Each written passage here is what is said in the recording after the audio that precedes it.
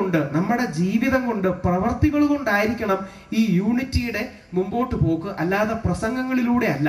സെമിനാറുകൾ ആവശ്യമാണ്, ബോധവൽക്കരണത്തിന് പ്രസംഗങ്ങൾ ആവശ്യമാണ്, പക്ഷേ പ്രവൃത്തിയിലൂടെ മുമ്പോട്ട് പോകാനും അതുവഴി നമ്മുടെ ഇടയിലുള്ള വിഭാഗീയതകളും ജീർണതകളും നശിപ്പിക്കാനും നമ്മുടെ ഇടയിൽ എല്ലാ ജനവിഭാഗത്തിനും മുമ്പോട്ട് പോകാനും. നമ്മുടെ ഇടയിൽ ഇപ്പോഴും ജാതീയത വെക്കുന്ന ഒരുപാട് ആൾക്കാരുണ്ട്. വെളിയിൽ പുരോഗമനവും പോയി കഴിഞ്ഞ് അവൻ ജാതി ഏതാണെന്ന് ചോദിക്കുന്ന ആൾക്കാരൊക്കെ നമ്മുടെ ഇടയിൽ ഇപ്പോഴും ഉണ്ട്.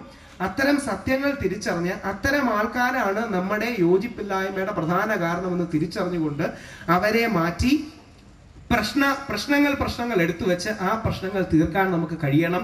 അതിലൂടെയുള്ളൊരു ഹിന്ദു ഐക്യമായിരിക്കും ഏറ്റവും ആഭികാമ്യം. അതിന് പ്രിയപ്പെട്ട ബാബു സാറിന്, അതാണ് ഞാൻ ബാബു സാറിന് പറഞ്ഞത്, ബാബു സാറിനോട് എനിക്ക് ആ വിഷയത്തിലല്ല തർക്കം. പക്ഷേ ഒരുപക്ഷെ അദ്ദേഹം ശ്രദ്ധിച്ചോന്നറിയില്ല, ഈ വിഷയം ഇത്രയും വിശദമായിട്ട് ഞാൻ ഉയർത്തി എന്ന കാര്യം അദ്ദേഹം ശ്രദ്ധിച്ചില്ല എന്നൊരു കാര്യത്തിൽ മാത്രമേ എനിക്ക് പരിഭവമുള്ളൂ.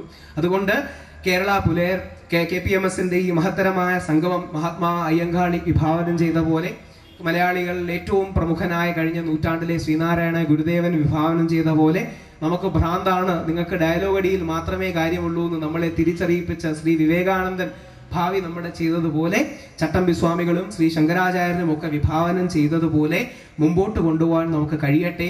പ്രശ്നങ്ങൾ എടുത്തു വെച്ചുകൊണ്ട് നമ്മുടെ എൻ്റെ ഒരു വ്യക്തിപരമായ അഭിപ്രായം കൂടെ, രാഷ്ട്രീയ ശാക്തീകരണം വളരെ ആവശ്യമാണ്, അതാണ് ഏറ്റവും പ്രധാനം. പക്ഷേ അതിനേക്കാൾ പ്രധാനം നമുക്ക് ഡീൽ ചെയ്യേണ്ട വിഷയങ്ങൾ ആത്മഹത്യ, നമ്മുടെ കുടുംബങ്ങളിലെ ഭദ്രതയാണ്. കാരണം ഇംഗ്ലീഷ് ഭാഷയിൽ ഒരു ചൊല്ലുണ്ട്, our house is not in order.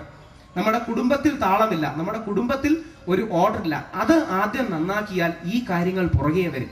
രാഷ്ട്രീയ ശാക്തീകരണം കൊണ്ട് നമ്മുടെ കുടുംബം നന്നാവില്ല, പക്ഷെ കുടുംബങ്ങൾ ശരിയായ നമുക്ക് രാഷ്ട്രീയ ശാക്തീകരണം സ്വാഭാവികമായിട്ടുണ്ടാവും.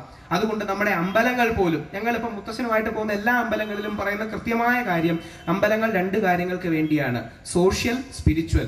സാമൂഹികം, ആത്മീയം. സാമൂഹിക ക്ഷേമം, ആധ്യാത്മികം.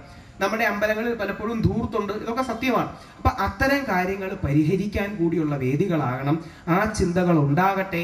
ആ ചിന്തകൾക്ക് വേണ്ടി മുന്നോക്കം എന്ന് വിളിക്കുന്ന സമുദായത്തിലെ പലരും മുമ്പോട്ട് വരാൻ തയ്യാറാണ്.